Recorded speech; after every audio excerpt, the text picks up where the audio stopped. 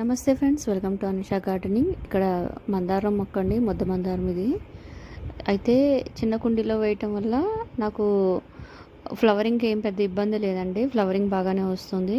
అయితే చాలా రేర్ ముద్ద మందారం కదండి, ఎక్కడ కానీ పెద్దగా దొరకదు. నేను మా ఊర్లో నుంచి తెచ్చుకున్నానండి. అయితే దీనికి మనము ప్రతిసారి కూడా 2 పూట్ల వాటరింగ్ ఇస్తే ఈ ఎండాకాలంలో కూడా మంచిగా మనకి పచ్చగా ఉంటుందండి. అలాగే మనకి ఎప్పుడు కూడా ప్రూనింగ్ చేసుకుని, అలాగే మట్టిని మన గట్టిగా లేకుండా మట్టి తేమతో ఉండేటట్టు, అలాగే గుల్లగా ఉండేటట్టు చూసుకోండి. మీకు కూడా ఇలాగే ఫ్లవరింగ్ మంచిగా వస్తుందండి. అయితే మందార పువ్వులు బాగా పూయడానికి, అలాగే మంచిగా పచ్చగా ఉండడానికి, మొగ్గలు రాలిపోకుండా ఉండాలి అంటే నేను లాంగ్ వీడియో చేశానండి. మీరు ఆ లాంగ్ వీడియో చెక్ చేయండి, అలాగే లైక్ ఇవ్వండి. Thank you.